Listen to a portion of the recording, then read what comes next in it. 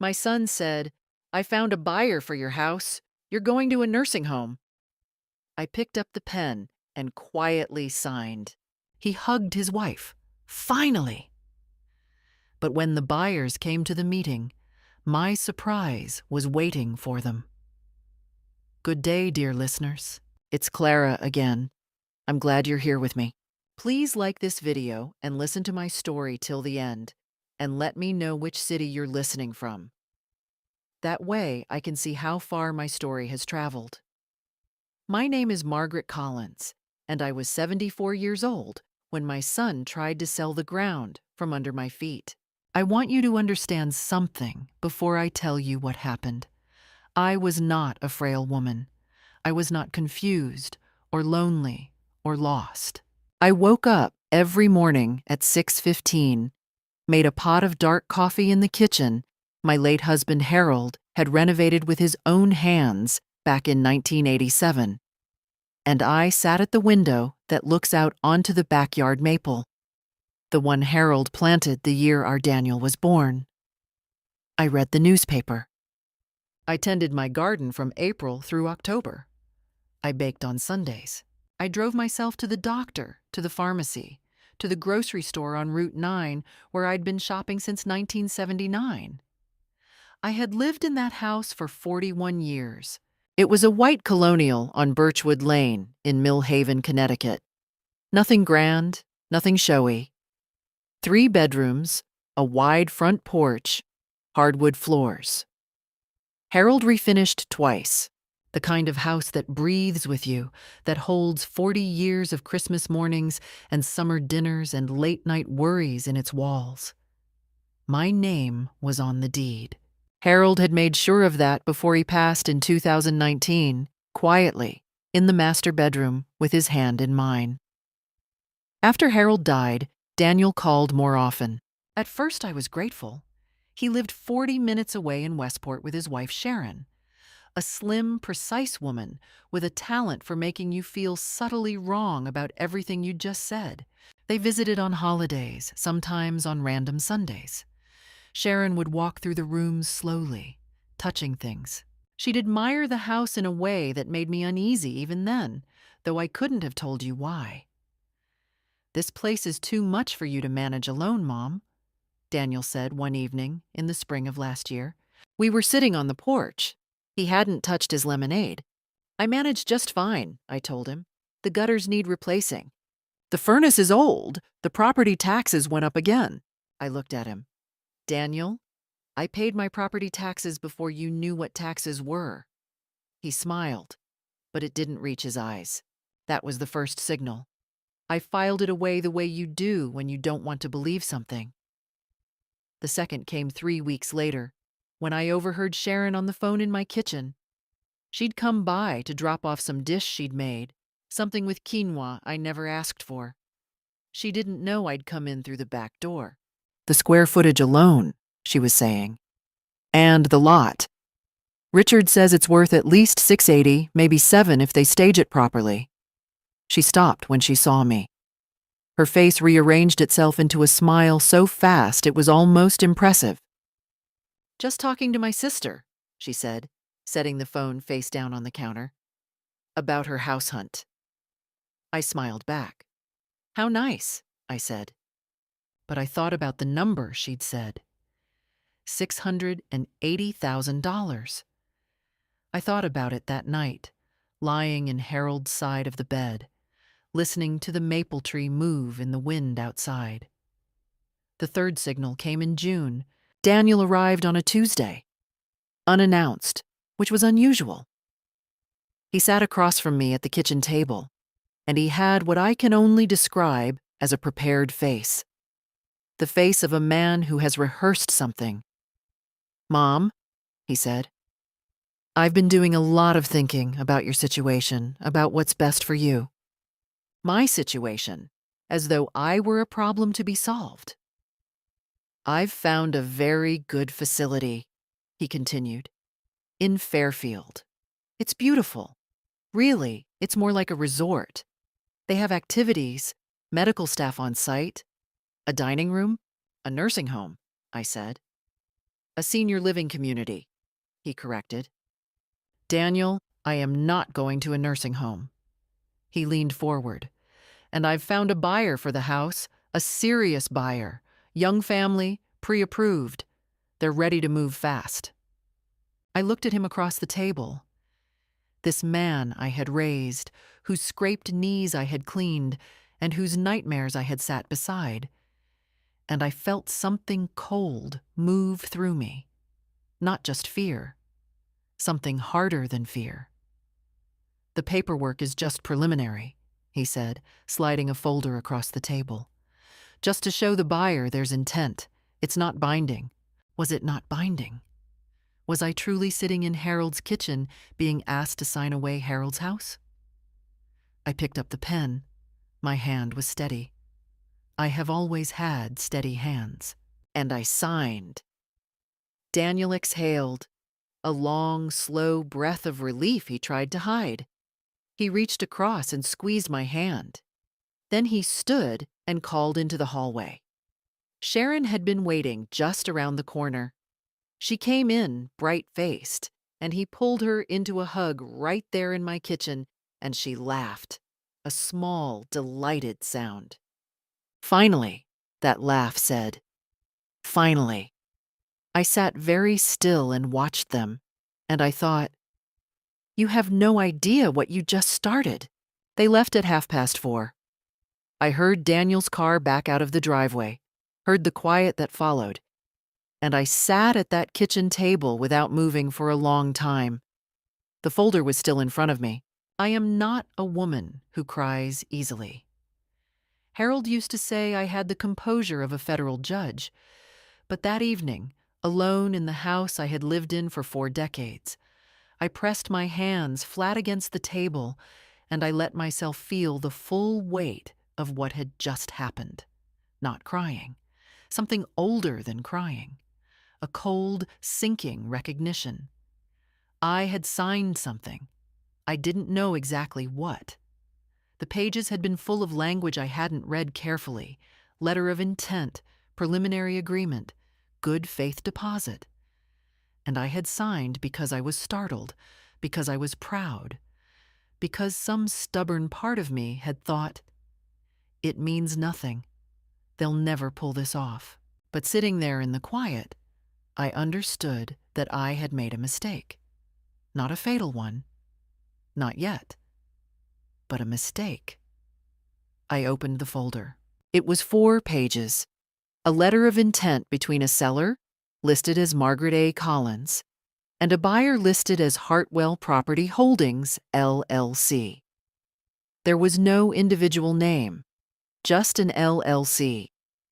The address was a P.O. box in Bridgeport. The purchase price listed was $595,000. I knew, without needing to be told, that the house was worth considerably more than that. Sharon had said $680 on the phone, maybe $7. I read the document twice more. Then I went to the kitchen drawer where I keep important papers, and I found Harold's copy of our original deed, our homeowner's insurance policy, and, near the back, a business card I hadn't looked at in over 3 years. Richard Hale, attorney at law. Estate planning and property law. Richard had handled Harold's estate. He was 71, semi-retired, and he owed me nothing. But we had known each other for 25 years, and he was a man I trusted the way you trust a good doctor, quietly and completely. I called him at 5 o'clock. He answered on the 3rd ring, and when I told him what had happened, calmly, in order, without embellishment, there was a silence on the other end of the line. "Read me the exact language of the document," he said. I did. "All right," he said when I finished. "Margaret, this is not a binding sales contract. A letter of intent in Connecticut property law is generally non-binding unless it contains specific language about consideration and acceptance. And what you've described doesn't meet that threshold. You haven't transferred anything. You haven't agreed to a price. You've expressed intent. That's all." I exhaled slowly. However, he continued, and I heard the weight of that word, if Daniel is working with an LLC buyer who is pressing for a quick close, and if he has, or believes he has, your cooperation, the situation can escalate. They could present a full purchase agreement. They could pressure you to sign under the same circumstances. And if that happens without proper legal guidance, I won't let that happen, I said. I know you won't. Can you come in Thursday morning? I can come tomorrow, I said. There was a pause, and then a small sound I recognized as Richard suppressing a smile. Tomorrow at 10, then. I hung up and sat in the kitchen as the light outside turned from gold to gray. I thought about Daniel's relieved exhale, about Sharon's laugh, about the P.O. box in Bridgeport, about an LLC with no human name attached to it. Something was wrong. Not just the opportunism of a son who had decided his mother's house was an asset to be liquidated. Something more organized than that. The LLC, the prepared folder, the language about good faith deposits. Daniel was not a sophisticated man. He worked in insurance sales. He was decent with numbers. But he was not the kind of man who set up shell companies. Someone had helped him with this, or was using him. I went to the living room and sat in Harold's armchair by the window, the one he'd read in every evening. And I thought carefully about what I knew and what I needed to find out. What I knew. Daniel wanted the house sold, and me moved out. Sharon had been calculating this for some time. A buyer was already arranged, not a young family, as Daniel had claimed, but a limited liability company. The price was below market value. What I needed to find out: who was Hartwell Property Holdings, LLC? What was Daniel's financial arrangement with them? And what exactly did he think he had gotten me to agree to? I had one advantage that Daniel had badly underestimated. I had time. I was not in a crisis. I was not ill, not incapacitated, not emotionally destroyed. I was a 74-year-old woman with a clear mind, a house I owned outright, and a very good attorney. I went upstairs, changed into my nightgown, and for the first time in months, I slept without waking once. The next morning, I was at Richard's office at 9:50, with the folder, the deed, and a yellow legal pad where I'd written down every detail I could remember about Sharon's phone call, Daniel's visit, and the letter of intent. Richard read through everything twice. He looked up over his reading glasses. You said Sharon mentioned a name on the phone, he said. Richard. She said Richard says it's worth at least $680. Yes? That's not me, he said. I know, I said. That's a real estate agent. Or an appraiser. Someone who's already assessed the property. He set down the folder. Margaret, this has been in planning for a while. Yes, I said. I believe it has. He leaned back in his chair and looked at me steadily. What do you want to do? I looked back at him with equal steadiness. I want to know exactly what they've done. And I want to make sure that when they bring those buyers to my house, everything that happens next is entirely on my terms. Richard was quiet for a moment. Then he nodded slowly, picked up his pen, and said, Then let's begin. Richard spent 2 hours with me that morning, and by the time I left his office on State Street, I had a clearer picture of my situation than I'd had in months. The letter of intent I had signed was, as he'd confirmed, non-binding under Connecticut law. But Richard explained the risk plainly. If Daniel presented me with a full purchase and sale agreement, the actual legal instrument for transferring property, and I signed it without understanding what I was doing, or signed it under conditions that could later be characterized as undue influence, the consequences could be severe. Not impossible to reverse, but costly, slow, and emotionally brutal. The most important thing right now, Richard said, is that we establish documentation of your capacity and your intent.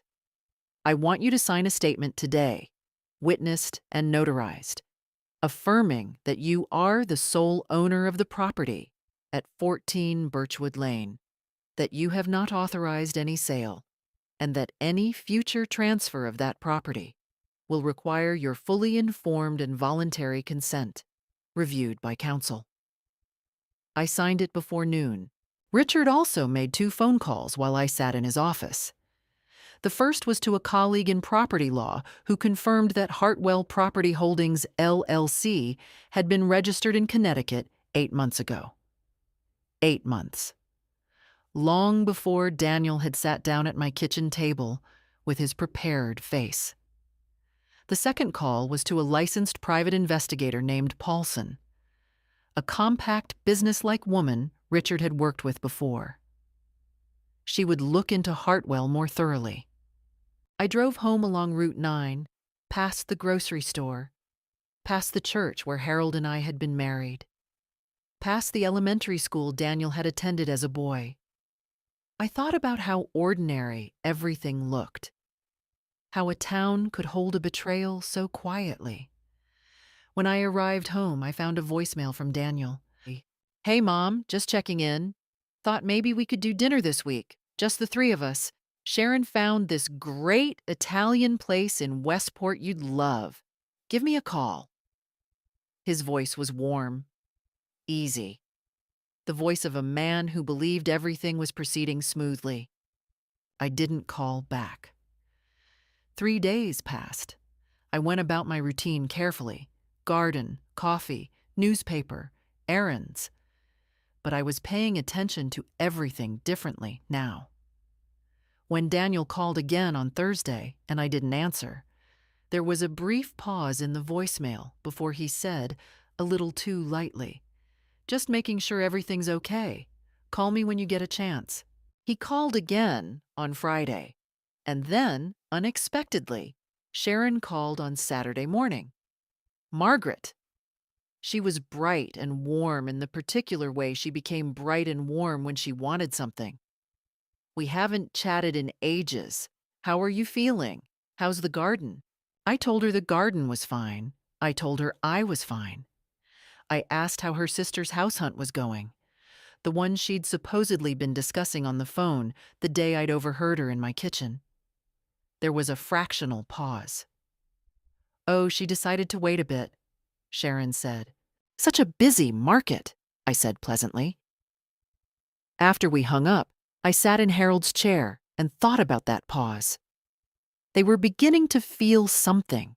Not certainty, not alarm, but the low-grade unease of people who expected an easy trajectory and are sensing, without knowing why, that the ground is slightly less stable than it was. Good. Paulson called me the following Tuesday. "Mrs. Collins," she said, "I have information I think you need to hear." I sat down at the kitchen table with my legal pad. Hartwell Property Holdings, LC, had been registered by 2 members. One was a man named Gary Fitch, a real estate developer with a record of acquiring undervalued properties, primarily from elderly owners, and flipping them at significant profit. He had been involved in 3 complaints to the Connecticut Department of Consumer Protection in the past 5 years. None had resulted in formal charges, but the pattern was documented. The second member of Hartwell Property Holdings, LLC, was my son, Daniel Arthur Collins. I wrote down the names. I underlined Daniel's twice, not because I needed to remember it, but because I needed to see it on paper. I needed it to be real. "There's more," Paulson said. "Mr. Collins stands to receive a 20% finder's fee upon successful close. Based on the purchase price listed in the letter of intent, that would be approximately $119,000, I said. I had done the arithmetic in my head before she finished the sentence. Paulson was quiet for a moment. "Yes," she said. I stared at my kitchen window. Outside, the maple tree moved. The one Harold had planted the year Daniel was born. $119,000. My son had attached a price tag to my home, to my life, to the 41 years Harold and I had built together. And the number was $119,000. I thought about his hand squeezing mine across the table. I thought about Sharon's laugh. Finally. "Mrs. Collins?" Paulson said carefully. "Are you all right?" "I'm quite all right," I said. My voice was level. "Please send me everything in writing. I'll have my attorney contact you directly." After I hung up, I sat in the kitchen for a long time. The afternoon light moved slowly across the floor. I was not angry, or rather, I was angry, but the anger had nowhere to go, so it went down, deep and still, into something more useful, something cold and patient and precise. I thought, they believe they have an old woman who has already been startled into signing a piece of paper. They believe she is isolated, manageable, sentimental. They believe the hard part is over. They have no idea what they have done. I picked up the phone and called Richard. "It's Margaret," I said. "I have the proof. Let's talk about what comes next." Richard and I spent 40 minutes on the phone that evening, and by the end of it, the shape of the plan was clear. It had 3 parts. The first was legal protection. Richard would file a formal notice with the Connecticut Property Records Office, a document that would flag any attempted transfer of 14 Birchwood Lane as requiring additional verification. It wouldn't prevent a sale, but it would slow one down and create a paper trail. He would also prepare a cease and desist letter directed at Hartwell Property Holdings, LLC, citing the involvement of a family member in a transaction involving a potentially vulnerable adult and the appearance of undue influence. The second part was the meeting itself. Daniel had said the buyers were ready to move fast. They would want to visit the house. To make the process feel normal, feel inevitable, before sliding a real contract under my nose. Richard and I agreed. I would not refuse that visit. I would schedule it. But I would control every condition of it. The third part was documentation. Every conversation with Daniel or Sharon from this point forward would be recorded. Connecticut is a one-party consent state, Richard confirmed. I could legally record any call in which I was a participant. I found Harold's old voice recorder in the study drawer and put fresh batteries in it that same night. The cease and desist letter went out on Friday. I know the exact moment Daniel received it because he called me at 11:42 in the morning. Not from his cell phone, but from his office number, which meant he was shaken enough to forget himself. "Mom." His voice was tight. "I just got something in the mail from a Richard Hale, calling himself your attorney." "He is my attorney," I said. I pressed the button on the recorder under my palm. "He's been my attorney for 25 years. What is this? A cease and desist?" "A legal document, yes." "Mom, we were trying to help you. This is... Do you understand how this looks? You hired a lawyer against your own son?" "I hired a lawyer to protect my own property," I said pleasantly. "Which is what a sensible person does." He was silent for a moment. When he spoke again, his voice had changed. Lower, more careful. "Sharon and I are coming over. Tonight." "You're welcome to visit," I said, "but I should let you know that I'm recording this call." Another silence. Then, "Jesus, Mom." They arrived at 7. I had made tea. I sat at the kitchen table and I placed the voice recorder on the counter. Not hidden, not announced, simply present. Sharon saw it immediately and said nothing. Daniel sat down and leaned forward with his hands on the table. "We need to talk about what's happening here." "We do," I agreed. This lawyer of yours, this letter, you're making everything complicated for no reason. The buyers are serious people. The offer is fair. The offer is $85,000 below market value, I said. And one of the buyers is you. The silence that followed was the loudest thing I'd heard in years. Sharon's expression didn't change, but her hands, folded in her lap, went very still. Daniel said, Who told you? It's a matter of public record, I said. LLC registrations are publicly searchable in Connecticut. Your name is on the filing. He looked at Sharon. She looked back at him. Some decision moved between them in that glance. Mom. Daniel's voice shifted, softer now, the way it went when he was trying a different approach. Look, I know how this looks, but I was trying to make sure the money went to the right place, to the family. Do you understand? If you sell to a stranger, those profits just disappear into some... The profits from selling my house, I said, would belong to me. And when you're in a facility, I will not be in a facility. He looked at me for a long time, and then slowly, he changed again. The soft voice hardened. Mom, I have spoken to an elder law attorney about this.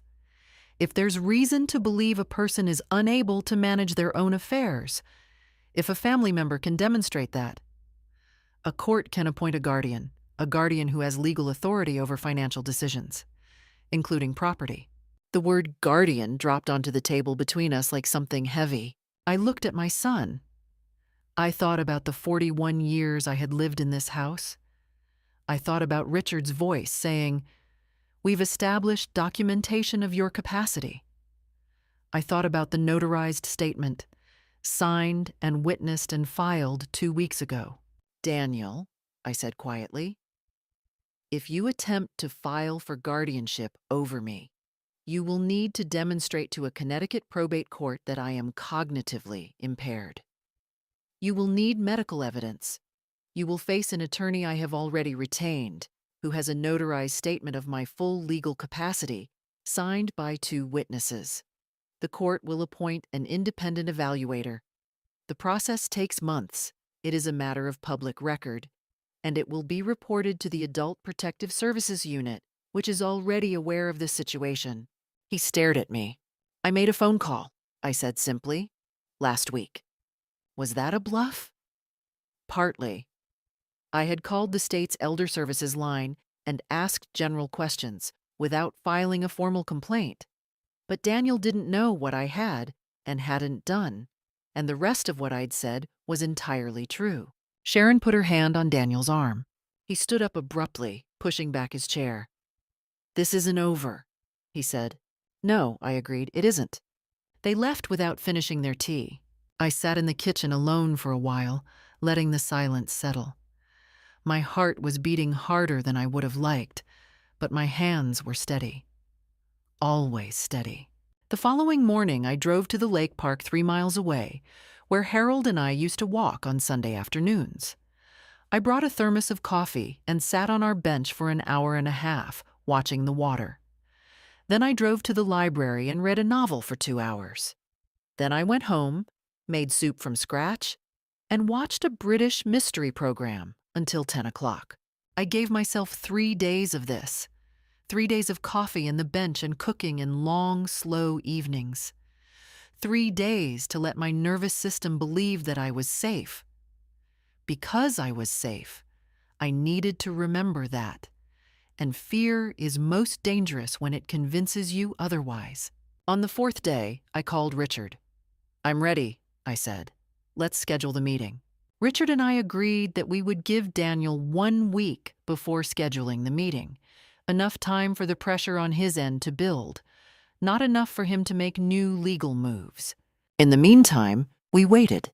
I didn't have to wait long. 3 days after Daniel and Sharon had stormed out of my kitchen, my phone rang at 9 in the morning. It was Sharon, not Daniel, Sharon, which told me something already. When Daniel wanted to fight, he called himself. When he wanted to negotiate, he sent Sharon, Margaret. Her voice was warm in that careful way again, like a hand extended at arm's length. I've been thinking about our visit and I feel terrible about how it went. I truly do. I don't think any of us said what we meant. I said exactly what I meant, I replied. A small pause. Then, I know. And I admire that about you. I always have. Another pause, slightly longer. Daniel has been talking and he wants you to know that the arrangement with Hartwell, the finder's fee, all of that. He's willing to step away from it completely, remove his name, sign whatever you need him to sign. I was quiet, listening. He just wants things to be right between you, Sharon continued. And we've been thinking, what if we approached this differently? What if instead of selling to an outside buyer, we worked out a family arrangement? Daniel and I could purchase the house from you. At full market value, Margaret, we're not asking for any discount. And you could stay in it for as long as you want.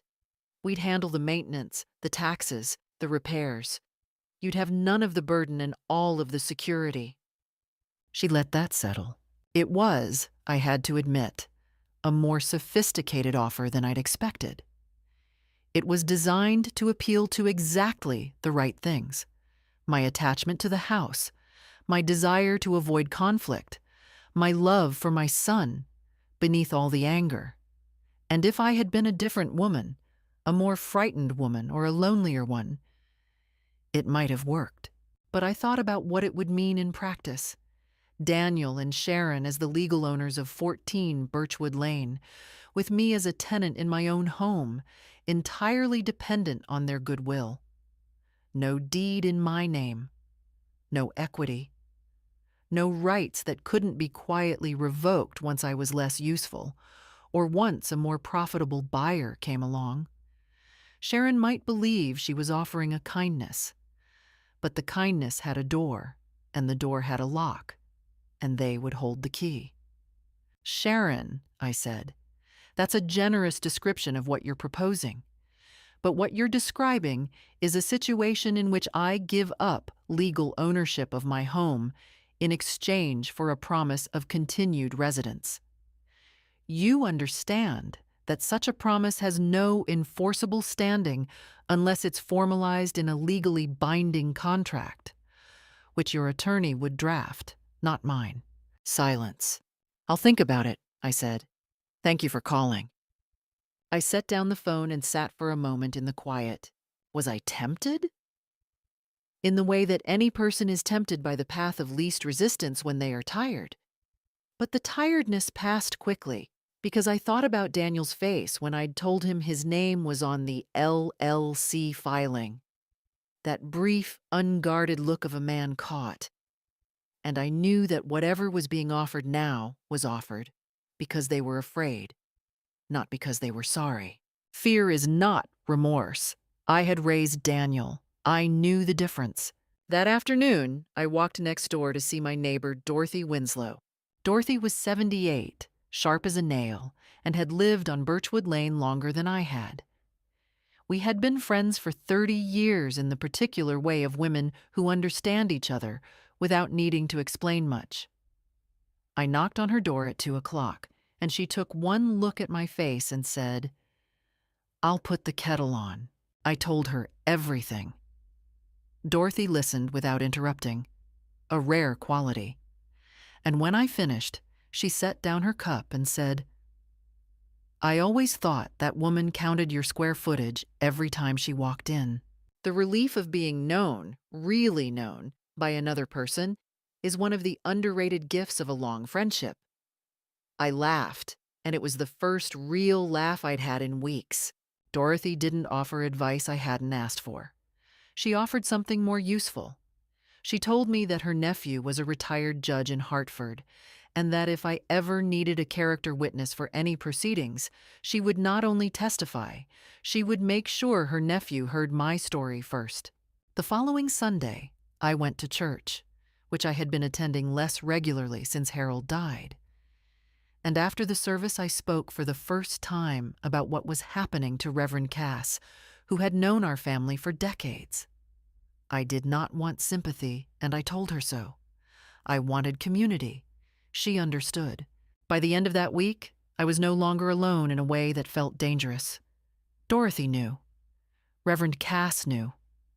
Richard knew. I had people. Not an army. Just a handful of steady, trustworthy people who knew the truth and who, if anything happened to me, would be able to say clearly she was of sound mind. She was not isolated, she told us herself. That matters more than people understand. Isolation is the condition that makes exploitation possible. I had removed that condition. I called Richard on Friday. "Schedule the meeting," I said. "Let's end this." I had told Richard to set the meeting for the following Thursday at 2 in the afternoon. Daniel called me Monday morning. "Mom, Sharon and I want to come by. Just us. No lawyers, no paperwork. I miss you. I miss you." 3 words that arrived carefully gift-wrapped, and I knew exactly what they contained. "You're welcome to come," I said. "Tuesday at 4. They arrived with flowers. Sunflowers, always my favorite, which told me Sharon had remembered, which meant the visit had been planned with more care than a simple drop-by warranted. I put the flowers in water and set them on the windowsill and made coffee, and we sat in the living room, and for a few minutes it was almost ordinary. Daniel looked tired. I noticed that genuinely. The shadows under his eyes, the slight slackness at his jaw. He was not sleeping well. I allowed myself to feel something about that, briefly, because I was his mother, and some things don't stop mattering simply because they should. Then he leaned forward and said, "Mom, I need you to hear me. Really hear me." I looked at him over my coffee cup and waited. I know I handled this wrong. I know the way I went about it was, I should have talked to you first. I should have told you about the arrangement with Gary. I know that, and I'm sorry. The apology was real enough in its delivery. I had no way to know how real it was inside him. "But here's what you don't understand," he continued, and here the tone shifted, so slightly that someone who hadn't known him for 48 years might have missed it. "This house is going to become a problem. The market is good now, better than it'll be in 2 years. If you wait, if you let this situation get complicated with lawyers and filings and—" "Daniel," I said quietly. He stopped. "You were apologizing?" He blinked. Yes, I know, but you'd gotten as far as acknowledging that you should have spoken to me first. And then you moved directly into explaining why I should do what you want anyway." Sharon, seated beside him on the sofa, shifted slightly. She put her hand on Daniel's knee. "Margaret," Sharon said, with the measured gentleness of someone who has prepared for this as a chess move, "I think what Daniel is trying to say is that we're still your family. Whatever mistakes were made, and family doesn't. We don't want to watch you fight this alone when we could be working together." "I'm not alone," I said. Sharon continued as if I hadn't spoken. "You've lived in this house for 41 years. That's extraordinary. And Harold would have wanted—" "Don't," I said. The word came out quiet and final, and it stopped her mid-sentence. I looked at her directly. "Harold does not belong in this conversation. Please don't use him." She had the grace to look briefly, genuinely uncomfortable. Daniel tried once more. His voice had gone low and careful in the way it did when he was running out of other tools. "Mom, I've talked to an attorney, and the thing is, the filing you had your lawyer do, the notice on the property record, that has legal implications for me, too. It reflects on my professional reputation. My name is tied up in all of this now in a way that—" "That is a consequence," I said, "of the choices you made." He stared at me. "I love you," I said. "That is also true. Both things exist at the same time. But I will not cancel the legal protections I have put in place. I will not withdraw from the meeting on Thursday, and I will not sign any document that transfers this property. Not because I'm being stubborn, Daniel, because I know exactly what you were trying to do." He stood up. "You want to play it this way," he said. And this was the real Daniel now, the one that appeared when the performance wore thin. "Fine, fine, Mom. But don't call me when the furnace goes. Don't call me when the roof needs replacing. Don't call me when you fall." "I have Dorothy next door," I said. "And I have Reverend Cass, and I have Richard Hale, and I have every resource a healthy, competent woman requires. I will be quite all right." Sharon touched Daniel's arm. This time he listened because he'd run out of room. They left without the flowers. Forgot them on the counter, or couldn't be bothered, or didn't want to make a gracious exit after an ugly ending. I stood on the porch and watched the car pull away, and I felt it. The fear. Not the cold, useful kind I'd been carrying for weeks. A sharper thing. The fear of a woman who has just watched her son look at her and mean something threatening. I stood with it for a minute, let it be real, and then I thought, good. Fear, when you don't run from it, becomes something else. It becomes certainty. It becomes the knowledge that what you're protecting is real and worth protecting. I went inside, picked up the phone, and called Richard. "Thursday," I said. "Make sure everyone is in place." Thursday came in quietly, the way important days often do. Gray sky, light wind, the maple tree outside just beginning to show the first yellow of early fall. Richard arrived at noon with his notary, a composed woman named Mrs. Brandt. Paulson arrived at 12:30, carrying a slim leather folder and a digital recorder she set on the bookshelf with my permission. And at 1:15, a woman named Carol Meehan from the Connecticut Department of Aging and Disability Services came to the door in a gray blazer with a state ID badge and a professional manner that put me immediately at ease. I had called the department 3 weeks ago, not to report, but to consult. Carol had become the person I consulted with. She had agreed to be present today, not as an investigator, but as an official witness. I set out coffee cups on the kitchen counter. I arranged chairs in the living room. I put on a cardigan and sat in Harold's armchair. At 2 o'clock, I heard a car in the driveway, then another. Daniel knocked. He hadn't used his key. Interesting. When I opened the door, he was standing with Sharon, and behind them were 2 men I hadn't seen before. One was mid-40s, gray at the temples, wearing a sport coat. Gary Fitch, I presumed. The other was younger, in a dark tie, carrying a slim briefcase. Their attorney, or a representative of the LLC. Daniel's eyes swept the room before he'd stepped fully inside. He saw Richard, and something tightened around his mouth. He saw Paulson. He saw Carol Meehan's badge. "Mom," he said carefully, "what is this?"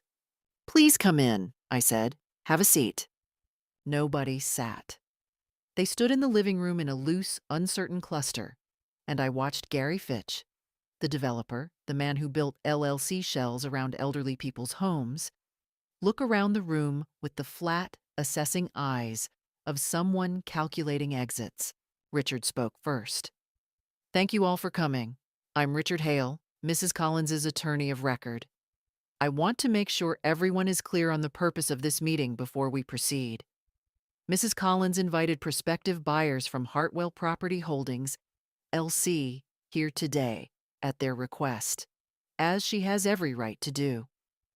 She has also invited several individuals to be present in a professional capacity, which she also has every right to do. This meeting is being recorded with the consent of all parties in this room." "I didn't consent to any recording," Fitch said. "Then you're welcome to leave," Richard said pleasantly. "The meeting proceeds with or without you." Fitch looked at the younger man beside him. Something passed between them. Neither left. "I'd like to start," I said, "by asking a simple question." I looked at Gary Fitch directly. How many properties have you acquired through Hartwell Property Holdings LLC or through related entities in the past 5 years? He looked at me steadily. That's a matter of public record if you'd like to research it. I have researched it, I said. 7 properties in Connecticut and 1 in Rhode Island. 5 of those sellers were over the age of 70. 3 were widows. The average acquisition price was 22% below assessed market value. I looked at him calmly. I found that through the Connecticut property database and 3 conversations with Paulson, who is sitting to your left. Would you like to dispute any of those figures? Fitch said nothing. I turned to Daniel. And you, I said. Would you like to tell Mr. Fitch's attorney what your role in Hartwell's acquisition of this property was intended to be? Specifically, the finder's fee. Mom? Daniel's voice had gone very tight. This isn't the LLC operating agreement, Paulson said, speaking for the first time, lists Daniel Collins as a member with a 20% interest in the profit of this specific acquisition. That document was obtained through the Connecticut Secretary of State's Public Business Filing Database. Sharon made a sound, not quite a word, more like the sound of something being revised in real time. That doesn't accurately reflect, Daniel started. Daniel, the younger man in the dark tie said sharply. Daniel stopped, and that moment, when his own associate silenced him, was the first time I saw my son understand fully what he had walked into. Carol Meehan spoke quietly from her seat near the window. Mrs. Collins, for the record, can you confirm for me that you are here today voluntarily and of your own free will? I can, I said, and I am. And can you confirm that you have not agreed to the sale of this property? I have not agreed to the sale of this property, I said. The letter of intent I signed in my kitchen in June was signed without full understanding of its contents and under conditions of familial pressure. I am formally withdrawing that signature today in the presence of an attorney, a notary, and a representative of the state. Mrs. Brandt, the notary, was already ready. I signed the withdrawal document, calm and steady, as I always was, and she stamped it. The room was quiet. Fitch looked at his attorney. His attorney looked at the floor. Sharon looked at Daniel. Daniel looked at me. I looked back at my son across the room that I had lived in for 41 years, and I said nothing. There was nothing that needed to be said. The look was enough. We're done here, Fitch said finally, his voice controlled and cold. Yes, Richard said. You are. Mrs. Brandt will provide you with copies of today's documentation before you leave. If Hartwell Property Holdings LLC contacts Mrs. Collins again regarding this property, or if any person in this room attempts to initiate guardianship proceedings against her without legitimate grounds, we will be filing a complaint with the Connecticut Department of Consumer Protection and referring the matter to the State Attorney General's Elder Fraud Unit. That referral is already prepared. Fitch and his attorney left without another word. Daniel stood a moment longer. His face was very still. The face of a man standing in the aftermath of something he cannot undo. Sharon had her hand on his arm, but this time she wasn't guiding him. She was steadying herself. Daniel, I said. He looked at me. I love you, I said. That hasn't changed. But what you tried to do here was wrong, and you're going to have to live with that. He opened his mouth, closed it, and then they left. I sat for a long moment in Harold's armchair. Richard said something quiet and practical about next steps. Carol Meehan thanked me for my composure. Paulson closed her folder. Outside, the maple tree stood steady in the September wind, the same way it had stood for 48 years. Richard filed the formal complaint with the Connecticut Department of Consumer Protection that same evening. The referral to the Attorney General's Elder Fraud Unit went out on Friday. A packet that included the Hartwell LLC operating agreement, Paulson's research documenting the pattern of below-market acquisitions from elderly sellers, the recordings from my conversations with Daniel, and a statement from Carol Meehan, summarizing her observations at the Thursday meeting. I was not naive enough to expect immediate, dramatic results. Legal processes are slow, paperwork heavy, and deeply unglamorous. But I had learned from Harold, who had been a careful man, that the most durable outcomes are built quietly, one documented step at a time. The first concrete consequence came within 10 days.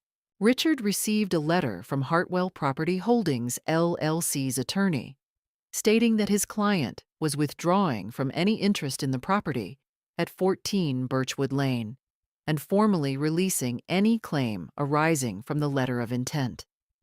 The language was lawyerly and cold, and it arrived with the speed of a company that had calculated its exposure and decided retreat was preferable to litigation. Gary Fitch, I learned through Paulson, had also received a separate inquiry letter from the Consumer Protection Department. It was not a charge, not yet.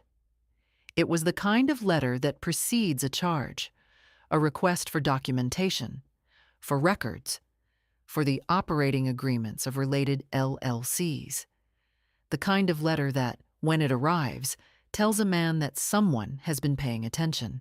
Daniel's situation was more complicated because it was more personal. His employer, a regional insurance brokerage in Westport, became aware of the matter through means I did not orchestrate and did not need to. When a person's name appears in a state consumer protection inquiry related to financial fraud against an elderly family member, and that person works in financial services, the information moves. It moves because compliance departments exist and because insurance licensing boards take a professional interest in the conduct of their members. Daniel was placed on administrative leave in October, pending an internal review. I did not feel satisfaction about that. I want to be honest about that. It was a consequence I had known was possible, and I had not tried to prevent it, but it was not something I had aimed at with any pleasure. He was still my son. He had simply made choices with real-world outcomes, and the real world had declined to protect him from them. Sharon called me once, in late October. The warmth was gone from her voice entirely. What was there instead was something thinner and harder. Not anger, exactly. More like the sound of a person who has had to revise something they were very certain of. "I hope you're happy," she said. "I hope things improve for you," I said, and I meant it. She hung up. In November, Paulson told me, without my asking as she thought I should know, that Daniel and Sharon were in couples counseling. I didn't ask for details. The information arrived, and I set it down, the way you set down something you pick up and find heavier than you expected. The Attorney General's inquiry into Hartwell Property Holdings, LLC, continued. I was not a primary party. I was a witness, a complainant, a source of documentation. 3 other former property sellers, all elderly, were identified through Paulson's research and connected to the inquiry. 2 of them had signed full contracts and lost money. One case involved a woman in Bridgeport, 81 years old, who had received $110,000 less than her home was worth. I thought about her often. I thought about how many Margarets had sat at a kitchen table and signed something they didn't fully understand, because a person they trusted had put it in front of them. I had been lucky. Lucky in Harold, who had put the deed in both our names. Lucky in Richard, whose number I had kept in a drawer for 25 years. Lucky in Paulson, who was methodical and thorough. Lucky in Dorothy, who made tea and didn't offer advice. But it wasn't only luck.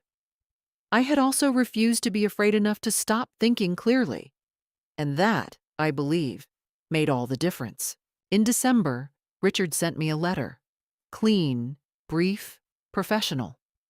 It confirmed that the property at 14 Birchwood Lane was free of any encumbrances, free of any pending claims, free of any legal complications arising from the events of the preceding 6 months. The house was mine, uncontested as it had been for 41 years. I folded the letter and put it in the kitchen drawer next to Harold's deed. Then I went out to the backyard and stood for a moment under the maple tree, bare now, in December, its branches open against the gray Connecticut sky. I pressed my hand against the bark the way Harold used to do on Sunday mornings, for no reason either of us could ever explain, except that the tree was old and steady, and it had been here when we arrived, and it would be here after us, and there was something comforting in that. I stood there for a while, in the cold quiet of my own yard. Then I went inside and made coffee. January came, and I decided to live differently, not dramatically. I was not a woman who reinvented herself at 74. But I had been deferring small choices as though waiting for permission from someone else. I understood now that I had been waiting for a life that was already mine. I had the guest room painted pale green, not because Harold would have chosen it, but because I liked it. I rejoined the church garden committee and argued pleasantly about heirloom tomatoes with women who were not trying to take anything from me. I drove to Boston to see my college friend Patricia, and on the train home I thought, I have been living too small. Richard told me in May that Hartwell had accepted a formal consent decree, restrictions, settlements, accountability. More than Fitch had planned on. Daniel called in August. He didn't quite apologize, but he reached out in the exhausted way of a man who has had a hard year and finds himself missing his mother. I was not ready to forgive, but I was willing to talk, carefully, with clear eyes. We had coffee on the porch in September. He looked older.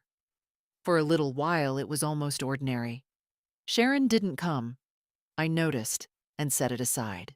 The maple turned gold in October. Dorothy and I walked the neighborhood most mornings. Simple, dependable hours. I was 75 years old, living in my own house, with my name on the deed, in a room painted pale green. It was a very good life. So that is my story. I want you to take one thing from it. Your name on a document is the most powerful thing you own. Know what you're signing. Know what your rights are before you need them. And if someone who claims to love you is working harder to move you than to hear you, pay attention to that. It matters. Do not wait for crisis. Get your papers in order.